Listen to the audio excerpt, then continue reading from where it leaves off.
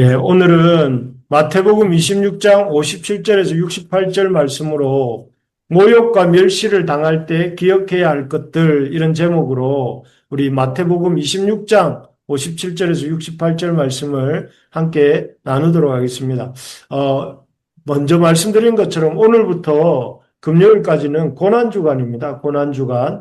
이 고난주간에 우리는 우리 죄를 사시기 위해 우리를 대신하고 대표하여서 고난받으셨던 예수님의 고난을 묵상할 것입니다. 그래서 삼위 하나님께서 성자뿐만이 아니라 성부와 성령, 성자 하나님께서 우리에게 베풀어 주신 구원과 또 그 구원의 은혜가 얼마나 크고 깊고 놀라운 것인지를 새겨보기를 원합니다. 특히 오늘은 이제 그 고난주간 둘째 날, 종료주일 다음 날로서 우리에게 이 예수님이 산헤드린 공회에 끌려가셔서 대제사장 가야바와 서기관 장로들에게 심판을 받으시고 모욕당하시는 이 목요일 저녁에 있었던 일이죠. 그것을 오늘 이렇게 함께 묵상하려고 합니다. 그런데 이렇게 예수님이 오늘 본문을 보면 죄가 없으시면서 죄가 있으면서 뭐 억울하게 당하고 심판을 받는다면 뭐 그럴 수밖에 없겠지만 죄도 없으시면서 억울하게 심판을 받으시고 또 수치도 당하시고 모욕도 당하시는데 놀랍게도 예수님이 침묵하시는 모습을 볼 수가 있습니다. 그래서 여기 60절, 61절을 보면 거짓 증인이 많이 왔으나 얻지 못하더니 후에 두 사람이 와서 이르되 이 사람의 말이 내가 하나님의 성전을 헐고 사흘 동안에 지을 수 있다 하더라 하니 어떤 거짓 증인들이 예수님에 대해서 이렇게 이 모함하고 있는 내용이죠. 모함하고 있는 내용. 여기에 보면 어떤 거짓 증인들이 하고 있는 말이 뭔가 하면 예수님이 하시지도 않은 말씀을 합니다. 뭐라고 하느냐 하면은 예수님이 3일 만에 예루살렘 성전을 헐고 다시 짓겠다고 말씀하셨다고 거짓 증언을 합니다. 그런데 사실 예수님은 이렇게 성전이 무너질 것이다. 돌 위에 돌 하나도 남기지 않고 무너질 것이다. 이런 경고의 말씀을 하셨지만 그 성전을 허물고 3일 만에 다시 짓겠다. 이런 말씀은 하신 적이 없습니다. 그런데 이 거짓 증인들은 지금 예수님이 하시지도 않은 이 말씀을 이렇게 하면서 그들이 예수님을 고소하고 있습니다. 참 이거는 억울한 재판이죠. 그러니까 예수님이 하시지도 않은 일에 대해서 그 거짓 증인들의 거짓 증언 위에 이렇게 재판이 이루어지고 있기 때문에 참 억울하고 답답한 재판입니다. 게다가 그런 정도의 억울함만이 있는 것이 아니라 67절, 68절에 보면 사람들이 예수님에게 아주 심한 모욕을 가하는 장면이 나옵니다. 예수의 얼굴에 침 뱉으며 주먹으로 치고 어떤 사람은 손바닥으로 때리며 이르되 그리스도야 우리에게 선지자 노릇을 하라. 너를 친 자가 누구냐 하더라. 여기에 보면 예수님이 산헤드린 공회에서 이렇게 신성모독죄라는 판결을 받은 후에 그 사람들이 무지막지하게 방금 읽은 것처럼 침 뱉고 또 주먹으로 치고 손바닥으로 때리면서 그리스도야 우리에게 선지자 노릇하라 하면서 조롱하는 모습입니다. 우리가 예수님 입장이 되어서 한번 생각해 봅시다. 예수님이 입장이 되어서 생각해 보면 너무나 억울하고 자기가 짓지도 않은 죄에 대해서 그리고 아주 평소에 아무 힘도 없이 자기의 도움을 받던 그들이 갑자기 이렇게 갑자기 변하여서 예수님에게 침을 뱉고 주먹으로 치고 손바닥으로 때리고 모욕적인 말을 하는 그런 대우를 받는다 할 때 우리가 예수님의 마음이라면 정말 화가 나고 억울하고 화가 나고 불같이 이렇게 분노해도 될 것 같은 그런 상황입니다. 그렇지 않습니까? 여러분, 억울한 취급받으면 기분이 좋습니까? 누가 내가 하지도 않은 일을 덮어씌우고 내게 그 하지도 않은 일에 기초해서 어떤 판결을 내리고 그것으로 인해서 나를 모욕하고 침뱉고 저주하고 손바닥으로 치고 한다면 아마 그냥 가만히 있을 사람은 없을 것입니다. 그런데 놀랍게도 이런 거짓 증언과 왜곡이 이루어지는 상황 속에서도 예수님이 놀랍게도 대답도 하지 않으십니다. 딱 한마디 대답은 하십니다. 뭐라고 하시느냐면 예수님이 하나님의 아들, 여기 64절에 나오는 것처럼 자기가 그리스도인지 말하라 하고 대제사장이 물었을 때에 예수님께서 인자이심을 드러내시고 그 인자로서 권능의 우편에 앉으시고 또 하늘 구름을 타고 오게 될 것을 이렇게 너희들이 볼 것이다. 이 말씀 한마디 외에는 계속 침묵하십니다. 그래서 우리가 고난주간 첫날 저녁에 예수님의 이러한 침묵을 통해서 우리가 이 땅에서 예수님을 따르는 사람, 제자잖아요. 그 말의 뜻이 예수님을 따르는 사람이란 말의 뜻이 제자인데 제자로 살면서 우리가 이 땅을 살아갈 때에 억울한 일을 당하고 멸시를 당할 때 내가 예수님을 따르기 때문에 억울한 일을 당하고 예수님을 따르기 때문에 멸시를 당할 때에 어떻게 해야 되는지 예수님의 이렇게 이 모습을 보면서 우리 믿는 자가 이 세상에서 모욕과 멸시를 당할 때 어떻게 살아야 될지를 함께 생각해 보려고 합니다. 어떤 자세로 살아야 될까요? 첫째는 무엇보다 우리의 구원을 위해서 불의한 재판장에 서셨던 예수님을 기억해야 된다 하는 것이죠. 오늘 이 본문에서 앞에 말씀드린 것처럼 예수님이 끌려가신 곳은 산헤드린 공회입니다. 산헤드린은 우리나라의 국회와 같은 기능을 하는 이스라엘의 최고 종교 법정입니다. 그래서 이곳에서 이제 재판을 받으시는데 근데 놀랍게도 여기서 받는 재판은 재판이 아니었습니다. 불의한 재판인데 왜 그런가 하면은 여기 59절에 보니까 이미 대제사장들과 온 공회가 판결을 내려놓고 있었습니다. 어떤 판결을 내려놓고 있었느냐 하면은 예수를 죽이기로 그러니까 쉽게 말하면 예수에게 사형을 판결하기로 이렇게 이 결정을 하고 난 뒤에 그냥 예수를 죽이려고 거짓 증거를 만들고 있었다는 것이에요. 그렇기 때문에 이 재판은 어떻게 보면은 무엇이 진실인가를 찾는 재판이 아니라 자신들이 얻고 싶은 답을 얻기 위해서 이렇게 힘을 쏟고 있는 그야말로 앞에 말씀드린 것처럼 불의한 재판장이었습니다. 불의한. 그러니까 보통의 재판장은 의를 찾고 공의를 찾는 그런 재판장인데 이 재판장은 그런 재판장이 아니고 불의한 재판장이었습니다. 그런데 이 불의한 재판장에 예수님이 서서 재판을 받으셨다 하는 것을 우리가 모욕과 멸시를 당할 때 생각해야 된다 하는 것입니다. 이 모습, 불의한 재판을 하려고 이렇게 모여 있는 공회의 대제사장과 종교 지도자들의 모습이야말로 진리이신 예수님을 대적했던 당시 세상의 모습이고 오늘날 예수님을 따르는 제자들인 우리가 살아가고 있는 세상의 모습입니다.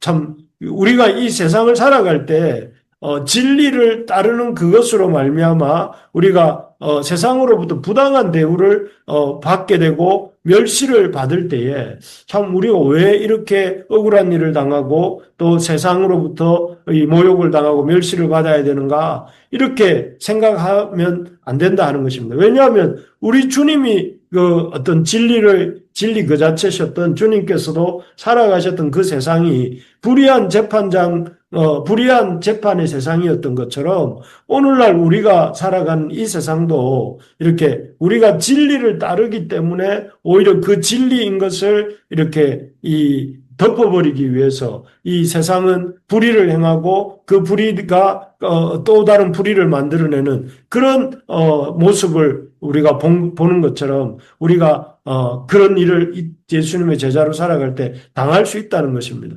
여러분 혹시 지금 살아가시는 동안에 예수님을 믿고 교회를 다니고 또 예배를 드리는 이 일 때문에 예수님을 믿고 하나님을 믿고 이 성령을 인도함을 받아 사는 일 때문에 혹시 어떤 어려운 일을 당하고 어떤 멸시를 받고 있지는 않습니까? 저 사람은 예수를 믿는다고 하는 것 때문에 우리가 예수님을 믿는다는 것 때문에 교회를 다닌다는 것 때문에 예배를 드리고 진실하게 살려고 한다는 것 때문에 어떤 억울함을 당하고 멸시를 당하고 있습니까? 그렇다면 여러분 우리보다 앞서서 죄인들의 구원을 위해서 억울한 재판과 억울한 고난을 당하시고 또 수치와 멸시를 당하신 주님을 생각하시기 바랍니다. 그래서 참 우리가 억울한 일을 당할 때에 너무 억울해, 화가 나 이렇게 말하는 것이 아니라 주님께서도 이 길을 걸어가셨지. 억울하셨지만 우리의 구원을 위해 이 불의한 재판장에 끌려가시는 것을 마다하지 않으시고 그 불의한 재판장에서 이렇게 이 참 침묵하는 것을 마다하지 않으신 그 주님을 우리가 생각함으로 위로를 얻고 내가 처음이 아니고 또 나 홀로 이 길을 가는 것이 아니고 주님도 억울한 이 재판을 당하셨던 것을 기억하면서 위로를 얻고 힘을 내어서 이렇게 우리가 갈 수 있어야 되겠습니다. 그래서 여러분 요즘은 너무 고난을 안 당하려고 해서 문제인 것 같습니다.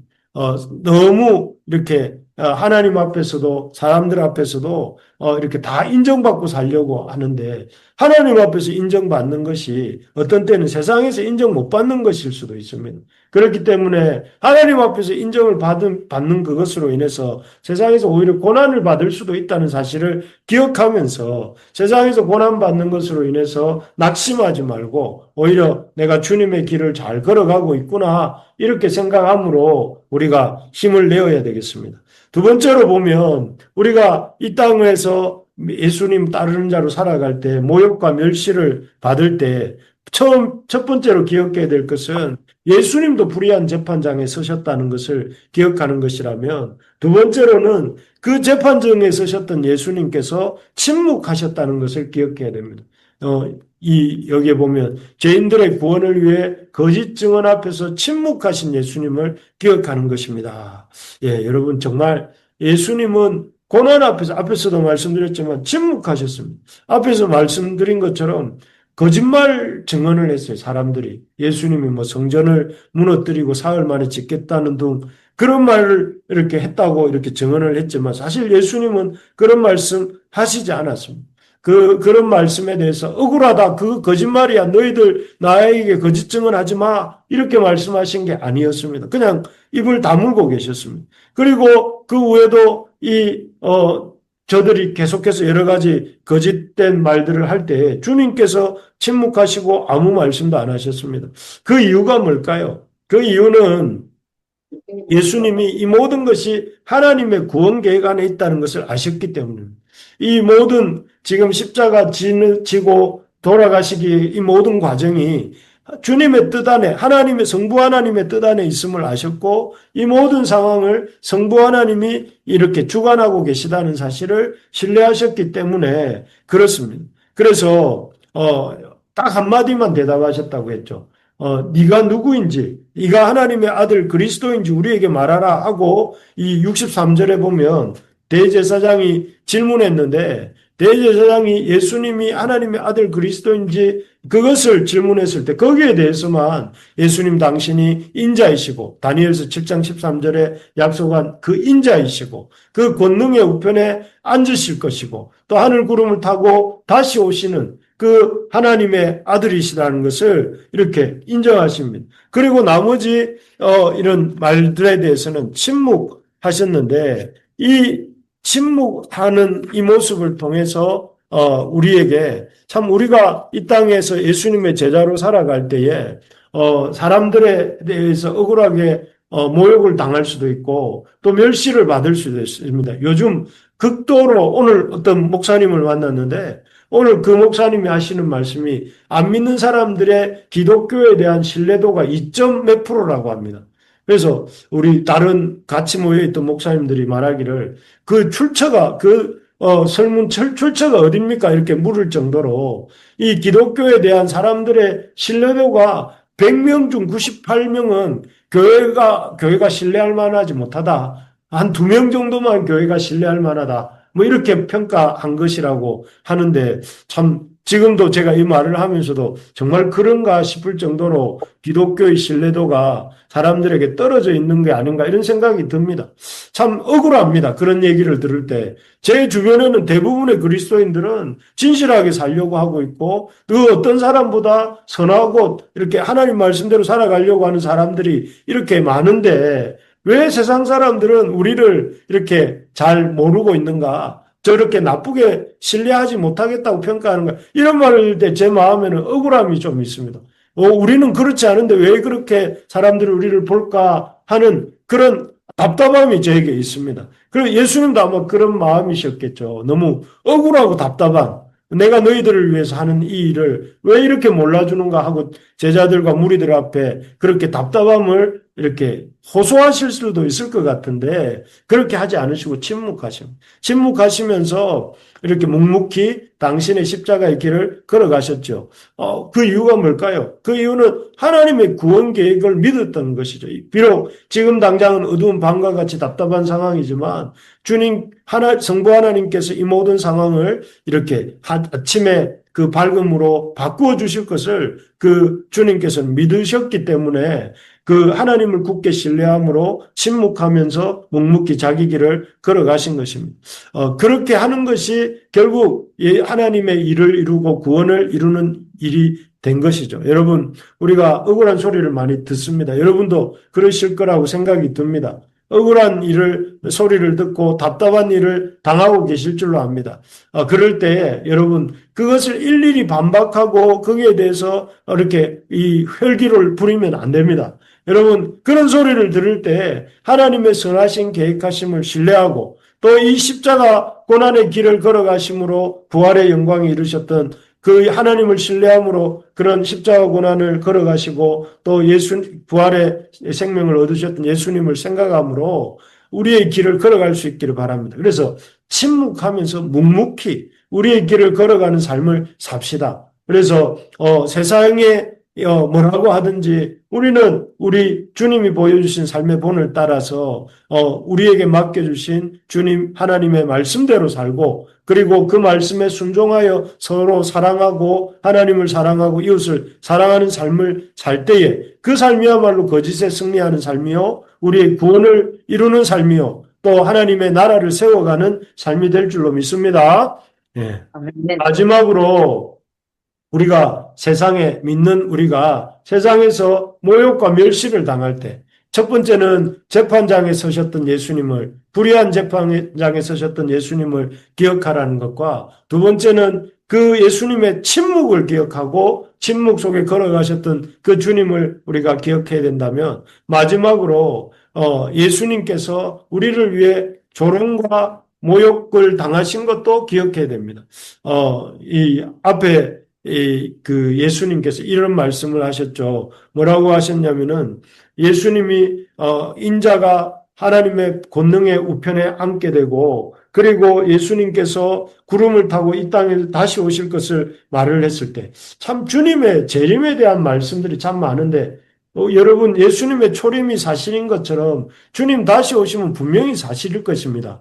그런데 이 주님의 재림에 대해서 하기만 해도 사람들의 반응은 아주 지금 보고 있는 이런 반응입니다. 뭐라고 했냐면 침 뱉고 주먹으로 치고 손바닥으로 때리고 아주 격렬하게 다시 오심에 대해서 거부하고 또 이렇게 거기에 대해서 반항하는 이런 것이 사람들의 모습인데 참 이상하고 이상합니다. 왜 예수님 다시 오신다는 말을 사람들이 믿지 못하는 것인지 예수님이 실제로 존재하셨던 것처럼 예수님 다시 오심도 실제로 일어날 일인데 왜 못 믿는지 잘 모르겠습니다. 어쨌든 주님 다시 오신다고 이 사람들이 보인 반응은 침 뱉고 주먹으로 치고 손바닥으로 때리는 일이었습니다. 참 여기서 우리가 인간의 참 제약됨 옳은 말을 들어도 옳은 말에 대해서 반응하기는커녕 그 옳은 말한 사람을 공격하는 인간의 그 죄악성과 폭력성을 우리가 보게 됩니다. 참 여러분 살면 살수록 인간은 죄인이구나 하는 것과 참 인간은 참 폭력적이구나 하는 걸 요즘 많이 느끼게 됩니다. 그런 이 인간의 죄악됨과 폭력성 앞에서 주님께서도 여전히 또 침묵하십니다. 그 이유는 왜 그렇습니까? 그 죄악되고 폭력적인 죄인들을 구원하시기 위해서입니다. 만약에 여러분, 이 주님께서 이 모욕과 수치를 견디지 못하시고, 거기에서 어떤 대받아 치셨다면 어떻게 되었겠습니까? 그 예수님의 뺨을 치고 침 뱉고 조롱하는 사람들에 대해서 화가 나셔서 주님이 그 어떤 힘을 행사하셨다면 어떻게 되겠어요? 그 침뱉고 때리는 자를 어떻게 혼을 내주셨다라면 어떻게 됐겠습니까? 그렇게 되었더라면 오늘날 우리가 아는 십자가는 없었을 것이에요. 우리가 아는 그 부활은 없었을 것입니다. 예수님의 이 수치당하심과 고난받으심이 있었기 때문에 오늘날 이 자리에 앉아서 또 이 온라인으로 우리 하나님 앞에 같이 말씀 듣는 그런 역사가 일어날 수 있었던 것이죠. 주님이 그 고난을 당하셨기 때문에 이 폭력과 모욕과 조롱을 당하셨기 때문에 우리가 이렇게 있을 수 있고 하나님의 백성과 하나님의 교회와 하나님 나라가 있게 된 것입니다. 그래서 우리가 모욕과 수치와 조롱도 당해야 됩니다. 우리가 모욕과 수치와 조롱을 당할 때에 그 모욕과 조롱과 수치를 당할 만해서 우리가 당하는 것이 아니라 그 모욕과 수치와 조롱을 하는 자들을 구원하기 위해서 예수님이 그러셨던 것처럼 그들을 구원하기 위해서 우리가 그들의 모욕과 조롱과 수치도 당하면서 주님처럼 우리가 그들을 위해 해야 될 일을 하는 것입니다. 그렇게 할 때에 참 그 결과로 우리가 구원을 얻었던 것처럼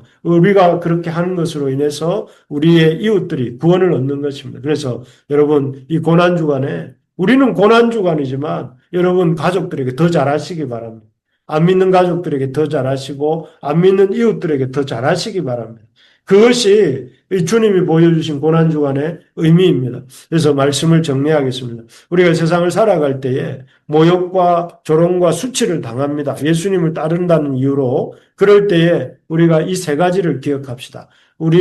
우리에 앞서서 우리를 위해서 불의한 재판장에 서셨던 예수님. 그 재판장에 서셔서 이 참 말도 안 되는 거짓된 증거 앞에 침묵하셨던 주님. 그리고 조롱과 수치를 기꺼이 참고 나아가셨던 주님을 생각하면서 이번 고난주간 동안에 참 주님의 이 고난에 깊이 동참하는 그런 의미로 주님을 많이 생각하고 주님을 많이 생각함으로 우리에게 주어지는 삶을 잘 살아갈 수 있는 우리 모두가 될 수 있기를 주의 이름으로 축복합니다. 아멘. 네. 예, 우리 오늘 각자 들은 말씀